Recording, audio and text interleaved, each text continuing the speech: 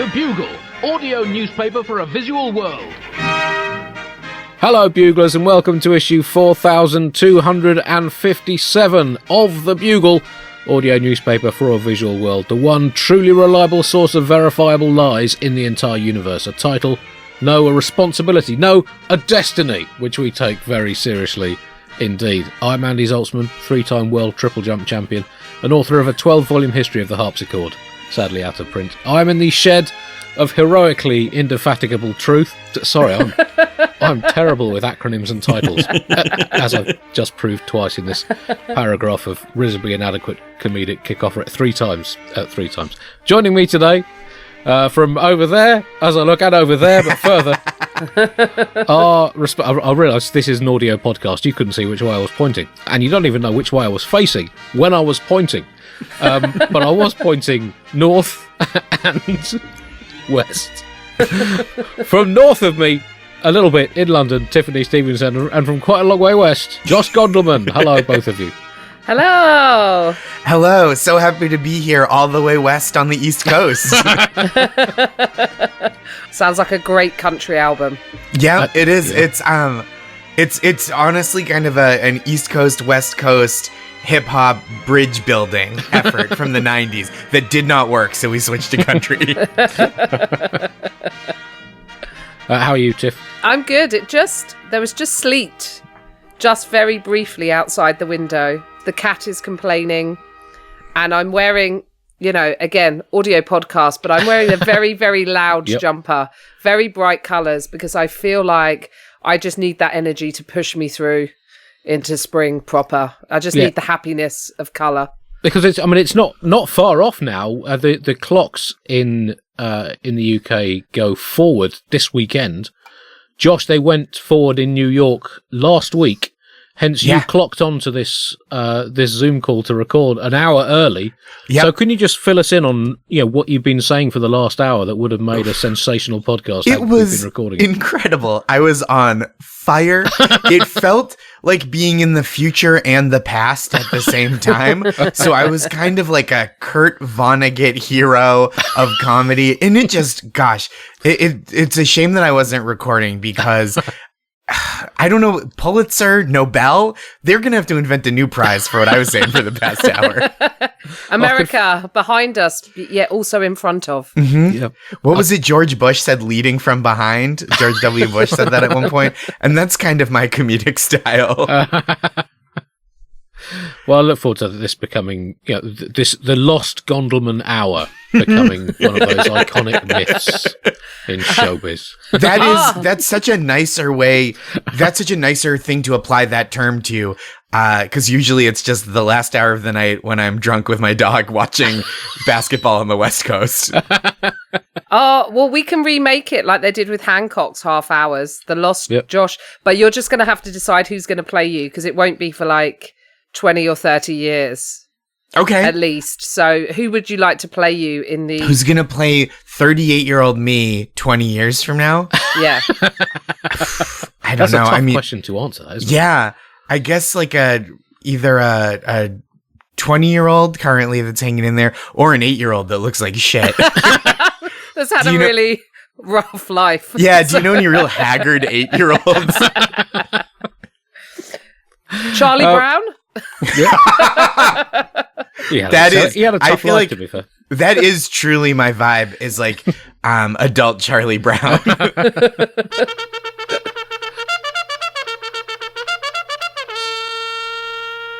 We are recording on the 24th of March in the year 2023. Just 420 short years to the day since Elizabeth I died for the first and last time in her life, as most people of her era tended to die at some point or other. Yeah, 1603, the 24th of March. Seems like yesterday. Shit, that was a shoddy way of admitting I've discovered time travel. But anyway, it was... We're all time traveling today. It was on this day in 1603, Elizabeth I, renowned for her various nicknames, which included Gloriana, or as we've now found it should be pronounced, Glow Rihanna. She was a massive fan of Riri and indeed of Glow. Good Queen Bess, known as Good Queen by comparison, really, because her predecessor, her sister Queen Mary I, really liked setting people on fire. So that was a pretty low bar to get over as a queen, to just set fewer people on fire. And the Bess stood for Best at Breakdancing, interestingly.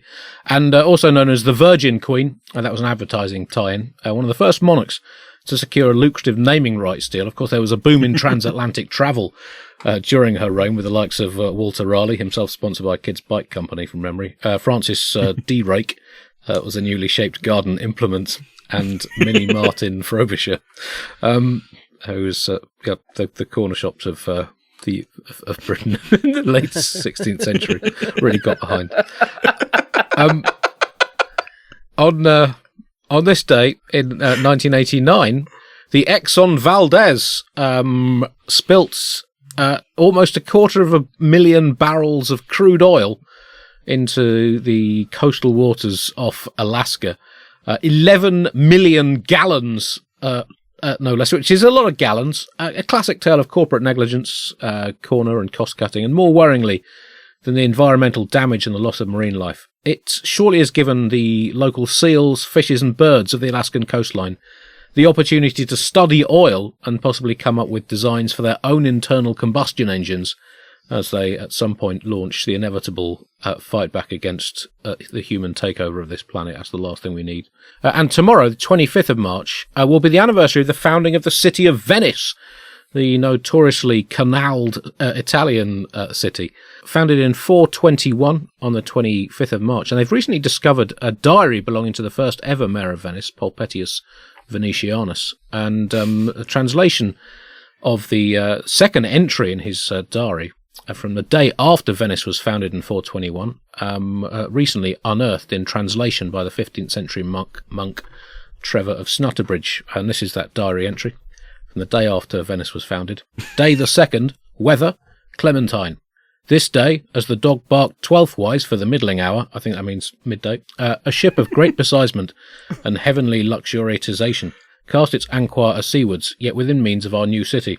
When upon out therewith emerged several hundred visitators of touristic mien, who spent perchance a braceful of God's hours in bestrolment of our dwellage, following behind their king, who held aloft a pointy umbrellage, for that they might know where to tread and what to observe. They purchased for memority some commemorational knickknackages, then reversed into the great ship and set sail for the next unmissability. So it appears the curse of luxury cruises has been it's been there since Venice began. Wow.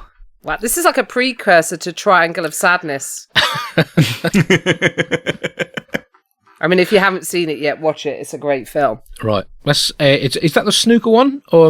Yeah. Oh my God. That would be amazing. Let's make that version, Andy. Wow. I cannot believe that no one's come to that before. Of course you would. But yeah, Triangle of Sadness. A very sad Stephen Hendry. It's honestly, I'm kind of frustrated that movie came out, because Triangle of Sadness was going to be the name of my education program to teach children geometry against their will. Well, on that subject, this week's section in the bin is looking at the future of cinema. Including this is something that's been widely advocated, multi-films, in which a quartered screen shows not just the film, but also its 3 inevitable sequels concurrently, to save anyone the hassle of having to bother coming back for the decreasingly effective follow-ups over subsequent years. Also the Bubbleplex cinema, which gives everyone their own headset. You just fill out an online form with your political beliefs, and then you get played a version of the film which aligns with those beliefs, so no one gets challenged outside their philosophical comfort zone. Also, we look at the possibility of all car chase scenes in films just being replaced with an old-style hand-painted card, like they used in film black and white silent films in the early 20th century, just saying there was a car chase. Because, frankly, we've seen all the fucking car chases we need to as a species. And also, we examine the proposal to open up the Oscars to films that haven't actually been made, but could theoretically be made. So, for example, this year we could have had a Best Supporting Actor to Harrison Ford for how he would have played the parts of celebrity 17th, 18th century physics star Isaac Newton in the sci-fi blockbuster Revenge of the Alien Apple Monsters. Anyway, that section is in the bin. Hypothetical tour de force, that performance.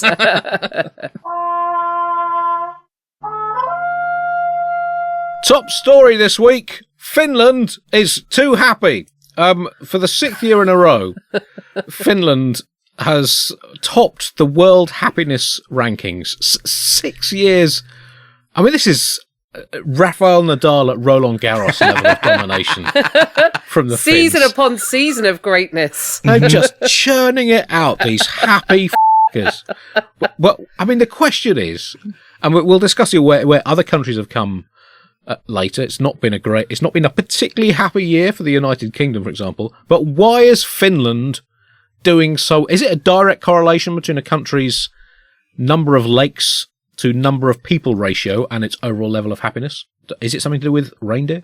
Is it something to do with a limited choice of vowel sounds, which Finland definitely benefits from? Or is it a fine heritage in the somewhat arcane but occasionally useful skill of ski jumping? Being able to hurl yourself off a ramp whilst wearing skis and land on a hill without crashing, crying, or questioning your place in the unending battle between humankind and physics. Who knows? But Finland is absolutely bossing the art of happiness despite not being a cricket-playing country. So how can you guys... Maybe because of that. I feel like... Josh. I don't know. I think that cricket is maybe bringing down your overall level of happiness. Maybe you should try the Finnish method of abstinence. No. No, they just call it uncricket in Finland. So why do we think Finland is doing so well? You touched upon a few of them, Andy, but they've got Santa's house, they've got reindeer, they've got clean air, good education, 188,000 lakes. I said it, they're lake sluts. They're unstoppable. Wouldn't you be happy? Also, have you seen their Prime Minister?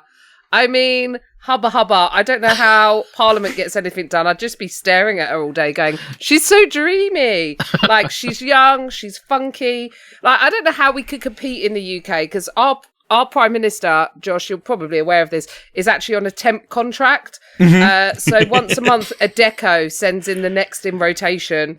And the one we had to steer us through COVID doesn't look dreamy. He looks like he was caught with his joppers down and wrestled from a bale of hay at Meadfest. So we don't have Santa's house, but we do have a house, a number 10, where a red-faced drunken man made lists of, not of who's been naughty or nice, but who would bung him money in return for favours. So so Finland has Northern Lights. We have Southern shites in the Tory party. I think it's just the simplicity of their flag. Right. They're not wasting any time. There's no stars. There's no stripes. They're just done. I think that shows they're a decisive people. There are people that don't require much in the way of accoutrement or razzle dazzle. And I think that speaks well of their overall level of happiness and satisfaction. Well, I mean, that's an interesting theory. Thank you.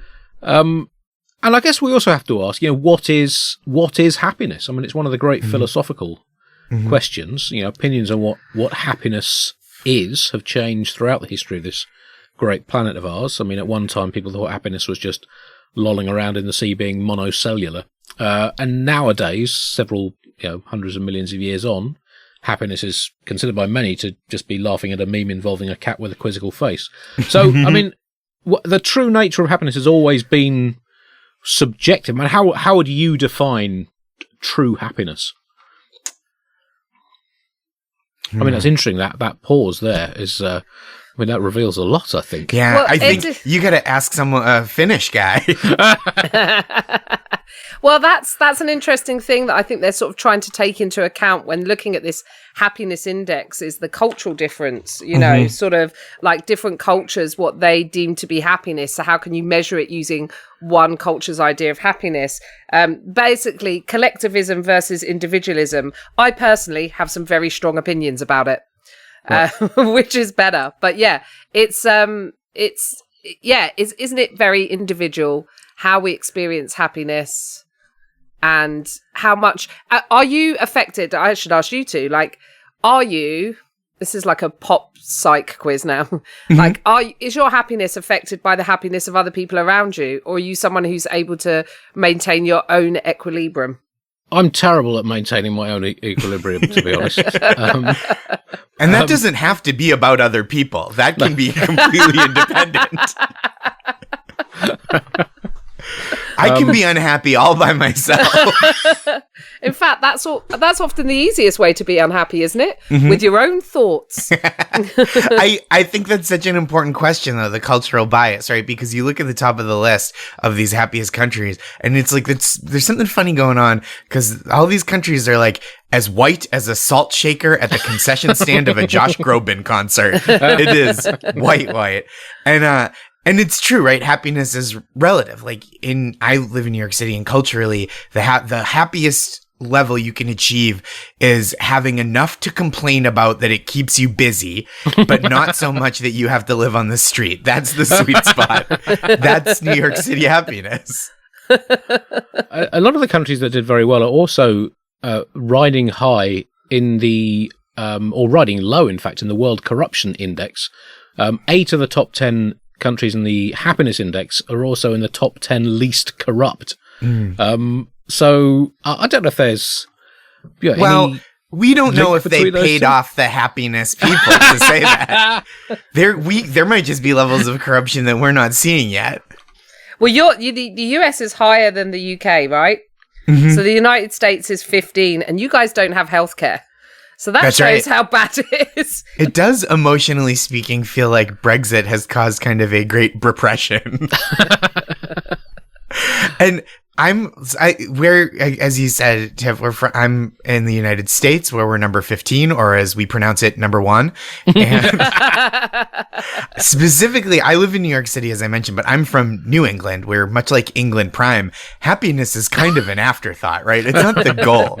Priorities are like seeming successful to the people around you, rejecting change, and effectively sublimating all emotion into rabid sports fandom.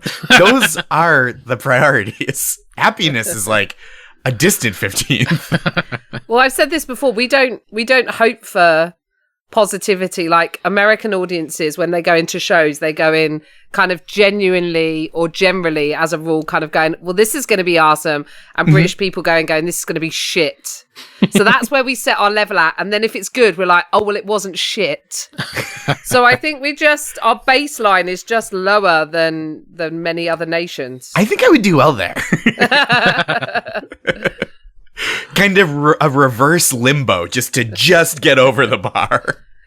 So, well, let's look now at some reasons why various countries might not be doing so well. I think we're still ahead of Russia by quite a long way as well. That's something to.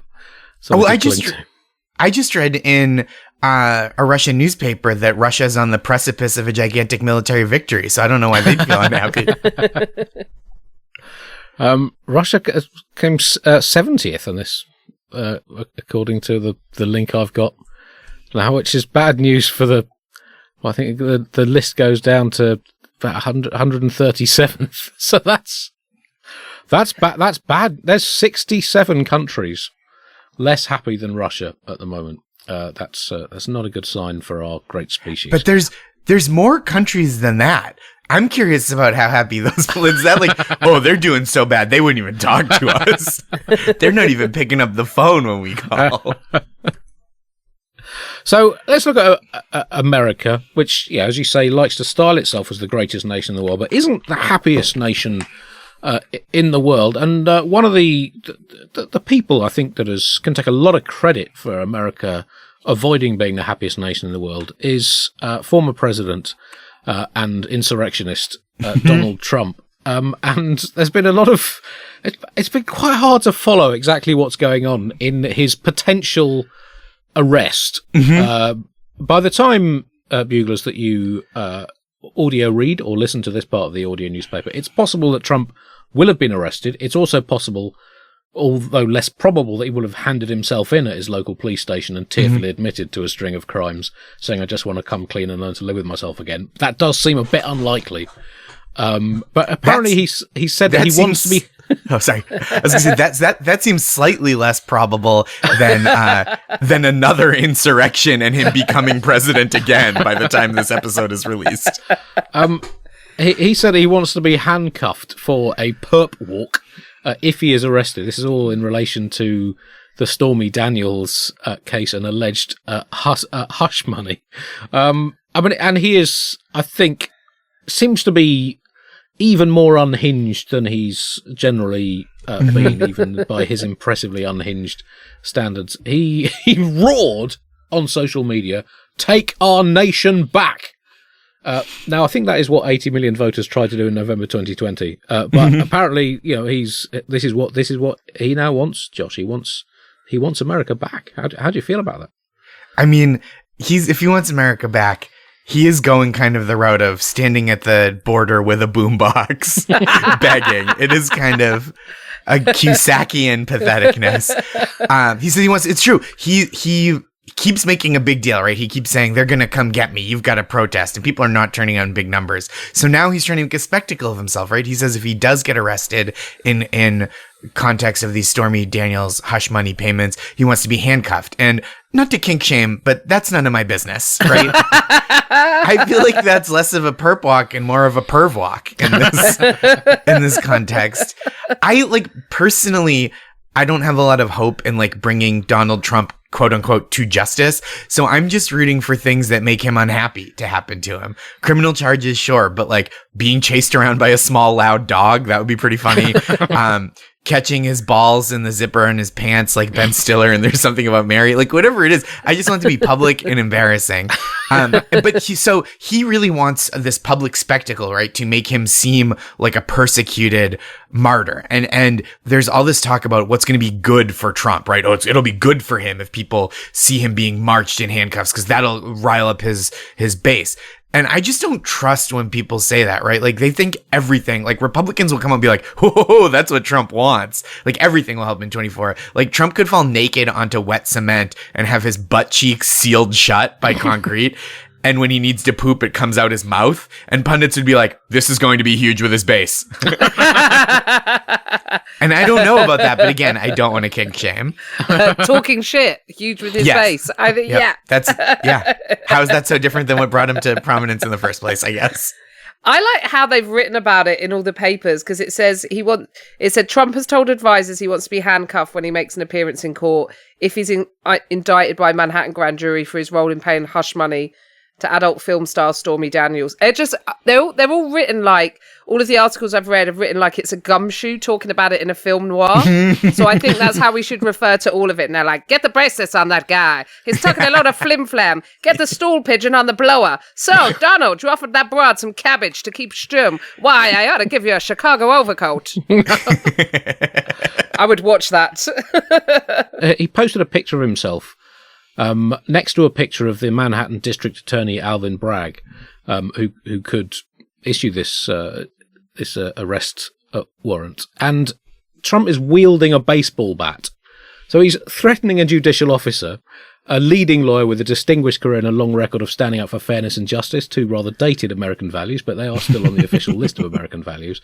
And Alvin Bragg is a black man and who Trump has described as a danger to our country and an animal, and he is wielding a baseball bat in this rather incompetently mashed up picture.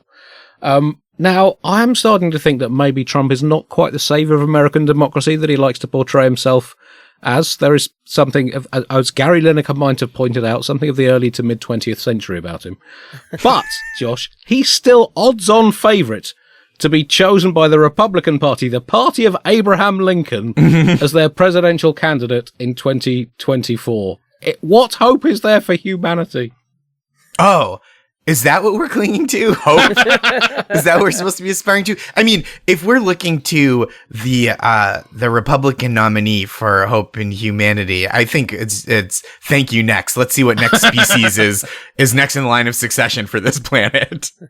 And it's him versus Ron DeSantis, right? That's who people and Nikki Haley, of course. But this is not a field that inspires hope. Right? This is, it's just, the hope is anyone else. And which I think was Joe Biden's 2020 campaign slogan. Rudy Giuliani who you may remember sweating pure evil. Is that Rudy from The Masked Singer? It was that scene from Fifth Element, wasn't it? Yeah. He has declared that Trump's arrest could, quote, signal the end of American civilization. Now, look, I know we live in the age of hyperbole. In fact, I would say that everything that is said by anyone today is as hyperbolic as anything that's ever been said before, possibly more so. But still, even by today's standards, this is a bit over the top, isn't it? The end of American civilization. This also is a man who there was an article I saw that he's on Cameo, the site where you can pay celebrities to record things for you, and for $325 he recited "I'm a Little Teapot." Well, for $600, Rudy Giuliani will file a lawsuit claiming that you are the rightful president of the United States. His Cameo works on tears, and you can get a lot of bang for your buck. Black tears. He's a hyperbolic guy, right? He used to go by America's mayor, and like that's just a description of the president's job. The president is already America's mayor. In other American news, well, TikTok has been grilled in Congress. Mm-hmm. The CEO of TikTok, Shuzi Chu, coincidence also what Sean Connery used to say when asked what his favourite Creedence Clearwater song was whilst eating a slightly overlarge canapé, was grilled in a congressional hearing. Some people did criticise the Congress people involved, Republicans and Democrats, for being, quotes, like an episode of the Bugle. Sorry, they didn't say that. So the words they actually said were frustratingly verbose. But it was kind of an interesting piece of sort of corporate political drama. US politicians concerned that TikTok user data could end up in the hands of the Chinese government. TikTok is a Chinese-owned company. Are people, what is it, ordinary Americans facing a potential ban on TikTok? I mean, it's obviously quite harrowing because there could be, like a 25-minute period where people don't have a social media platform before somebody else takes its place. I mean, how are people reacting, Josh? I think we've got to start here, right? 150 million Americans use TikTok. That's so many more than the number of Americans who vote. So TikTok is just empirically more popular than the government that's investigating it, right? I say, let's just make TikTok the government. People are already engaged with it on a daily level, and Charli D'Amelio wouldn't even be one of our 10 worst presidents in history. Just on the strength of her not actively committing genocide. I think all of the questions and answers should have been done using viral challenges. Mm-hmm. I feel that's the only fair way to do it. So first you have to lip sync the terms of service. Then you need to cross-examine while doing the Don't Rush makeup challenge. Then sum up your points doing a cha-cha slide. Right. But I think what's interesting is that there are obviously valid concerns or questions to be raised, but they feel like so embarrassingly out of touch that it kind of undermines the whole thing. So like someone called it a Tic Tac. Oh, it's the Tic Tac app. Someone else said one of the remarks was that TikTok had a hydroxychloroquine tutorial, and I mean, didn't the former president give a hydroxychloroquine tutorial on live TV? Like, so I think there's valid concerns. Where's the third-party data going? Obviously, at the minute in the UK, it's dangerous to mention a third party because Boris Johnson would be like, where? How? Look over there.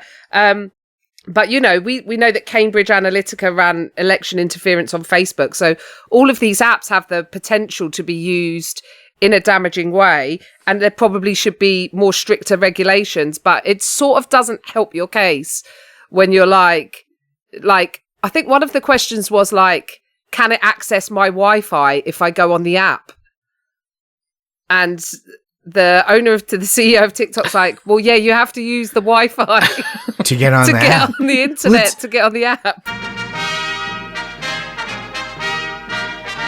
In other China news, President Xi has met with Vladimir Putin over the last week or so. China has proposed a plan for an end to the Ukraine war, or as Ron DeSantis called it, a territorial dispute.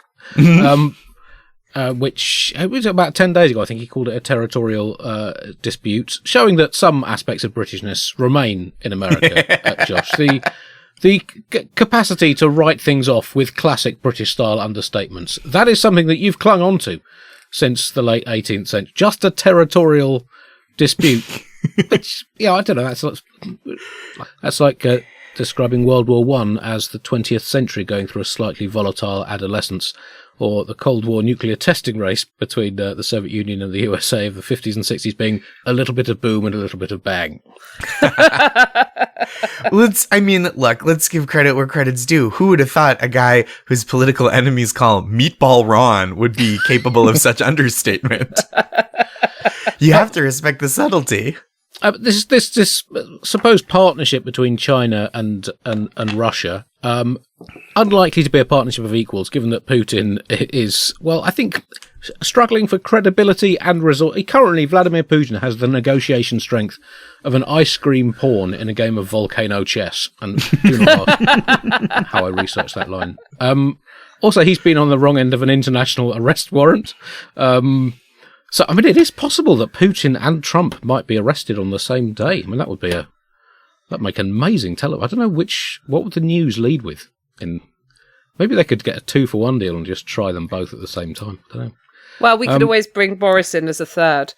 I read that it said, this was the headline I read, it said, Xi signs agreement with Russian President Vladimir Putin cementing their no-limits partnership days after latter was issued an international arrest warrant. And I was like, wait, isn't this literally the plot to 50 Shades of Grey?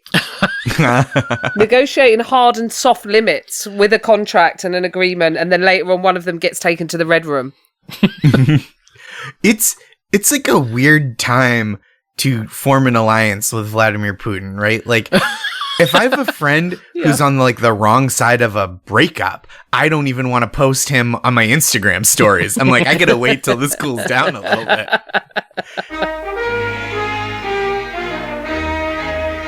UK news now. So, let's look at, again, in a little more detail, so why Britain is not currently happier. And this week, Boris Johnson, our former Prime Minister, had to respond to questions in Parliament regarding the Partygate scandal. And, what did I think of it? Well, to be honest, I didn't think anything of it, because I could not physically bring myself to watch it. I realise that I'm way beyond the point of total Johnson saturation. He could have turned a cauliflower into a tennis-playing walrus by reciting the lyrics to Too Shy by Kajagoogoo, and I would have thought, please go away, I've just had enough.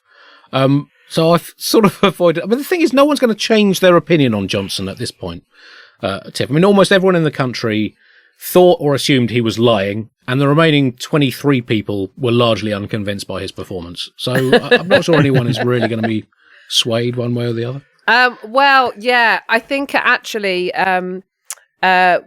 a friend of mine has a very different opinion maybe to the rest of us on the podcast. So she's asked would she be allowed to speak on Boris's behalf. Okay, this friend of yours being? Henrietta Mouthpiece. Okay, it'd be great to hear from Henrietta. Yep. 5th to the seat of Derbyshire. Yep. Mm-hmm. You probably know her. So, okay. Hello, Henrietta Mouthpiece here, erstwhile columnist and opinion maker. Just here with a plea to leave old Bozza alone. What is happening now is tantamount to bullying, and I should know because I was actually head bully at Etheldean School for Girls who married a titled cousin. Firstly, who is interviewing him? The Privileges Committee. See, already admitting they have privileges that Boris doesn't. Why should one group of people be above others? He's just a father, politician, and absolutely fantastic scrumbugger. He put his hand on a Bible. What more do you heathens want from him? Was he advised badly? Of course he was, because many of his advisors told him the truth. that he would look bad if he got caught. And getting caught is not on him, is it? It's really on the people who caught him because they are just jealous. Look, a leaving do is not a party, it's a leaving do.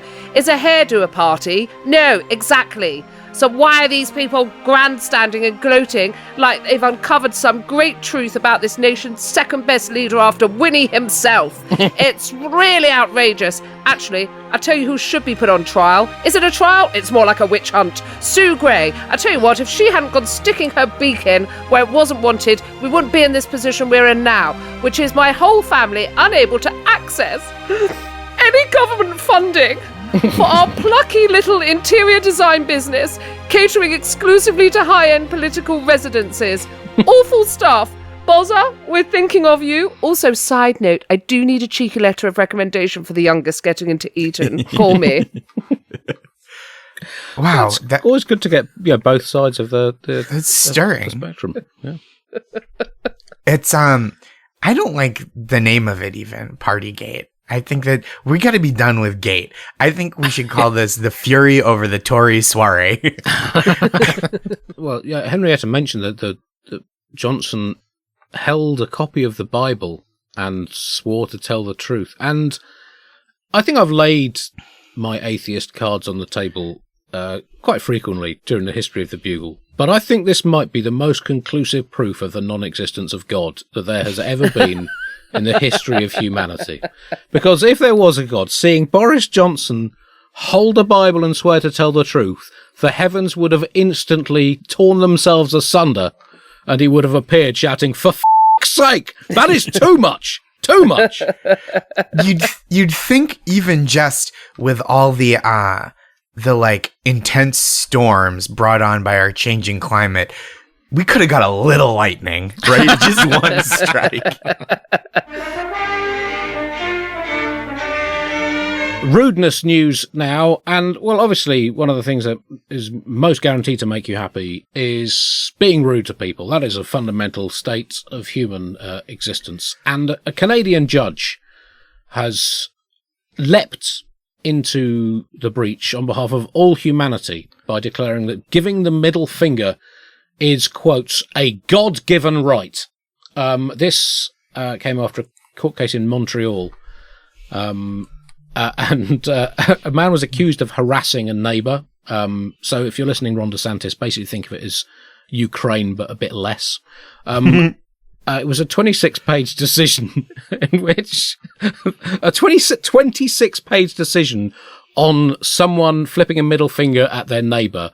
The judge, Dennis Galiatsatos, undoubtedly, that was the fucking highlight of his entire legal career. A 26-page decision on someone flipping a bird. He must have absolutely loved it. And he wrote, "Flipping the proverbial bird is a God-given, charter-enshrined right that belongs to every red-blooded Canadian." Was it above the hedgerow? That's what I need to know. That's cute, right? That's nice. I think it's the right decision. I think but this is Canada. They're not going to exercise that right on a massive scale. They're too polite. This is like if Italy ruled it's a God-given right for men to move out of their mother's homes in their late 20s. Like, yeah, they can, but they won't. But, Josh, America has also enshrined the right to be rude. That's right. A court ruling from Massachusetts. That's right. A woman described participants in a town meeting as Hitlers and said that they're spending money like drunken sailors, and they kicked her out, and she sued. And they said a judge ruled, actually, you can be rude at a town meeting and they can't make you leave. And that is an incredibly Massachusetts ruling, right? That's what's to be expected from a state where the standard greeting is Yankees suck. And that's coming from people who qualify themselves as Yankees. So that is, I think, really beautiful. Like, from the Boston Tea Party onward, our country was founded on the principle that people from Massachusetts are allowed to be rude in a government context. Did no one ask what you do with a drunken sailor? I don't think we want to hear her response. This case centered on the First Amendment right to assemble, right? Which is a Harvard Law professor described it, quote, the ugly duckling of the First Amendment, to which ugly ducklings across the state replied, suck our fucking duck dicks, you milk drinking eggheads. That's from the book Make Way for Ducklings. That is from the award-winning children's book Make Way for Ducklings.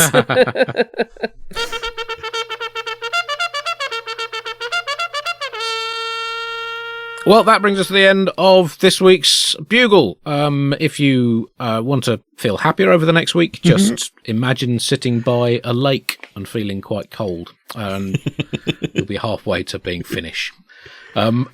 So thank you for listening. Josh, do you have any forthcoming shows or anything else you'd like to alert our listeners do. to? I'm all over the US in the next few months. joshgondelman.com/schedule. And I also have been writing a weekly newsletter full of pep talks. And it's Josh Gondelman, GONDELMAN.substack.com. And I put all my tour dates in there. It's like 18 to 20 cities I'll be doing in the next few months. And if you're not in any of those places, I have a stand-up special called People Pleaser that's available internationally. I think Vimeo is a place to find it outside the US. Tiff? I am on tour. I've just done my first tour date in Belfast, but the majority of them are in May. My show Sexy Brain, so go see that. If you want the full info, go to my website, tiffstevenson.co.uk. Also, listen to Catharsis, the brilliant podcast from the Bugle team.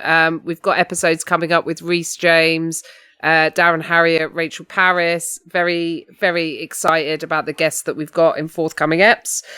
Also, there is an episode available with Scottish husband explains a hang himself, knee Scottish boyfriend. And also, I would like to say before we end this, I'm going to exercise my right to be rude in a Bugle meeting. F*** you, Chris. I actually consider that a compliment, and thank you very much. Thank you for listening, Buglers. We'll be back next week with, hopefully, Nish Kumar and Felicity Ward. And I will play you out now with some more contributors to the Bugle Wall of Fame and their contributions to human civilization. To join the Bugle voluntary subscription scheme, to give a one-off or recurring contribution to keep the show free, flourishing and independent, go to thebuglepodcast.com and click the donate button. Andrew Baderi was a key influence on the Apollo missions, having insisted that NASA do more than just, quotes, get it up in the sky and then riff it from there. Tony Aiuto helped badminton to evolve as a sport by suggesting a compromise between the two rival factions, one of whom wanted to use chickens as the projectile item batted between the players, and the other of whom wanted to use replicas of spacecraft. Brad Scavio does not like to brag about it, but helped make the saxophone a popular musical instrument after discovering that people had been blowing into the wrong end, which was why it had not been working very well. Grace McClintock was the person responsible for the bouncy castle, becoming a much-loved part of modern human life, having discovered a 14th century blueprint for an inflatable fort to be used during the 100 Years' War. She realised it might be fun, even if militarily ineffective. Adam Pocock helped re-establish Shakespeare as a respected playwright by persuading people that the celebrity Stratfordian was not in fact the writer of the 1608 farce Say Hello to the Wiggly Worm. Joseph Scram discovered that lizards can use their tongues to unlock any bank vault, but has never shared that knowledge because he respects the law.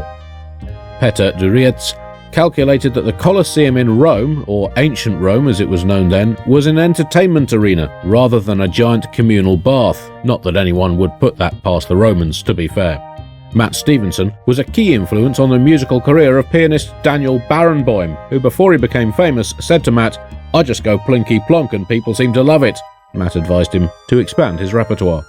And Nancy Niles proved to all the skeptics that the number of stars in the sky was not in fact related to the number of times people had used a rude word that day that the various gods in heaven had to replace with asterisks like they do in oversensitive newspapers. Thank you to all entrants to the Bugle Wall of Fame.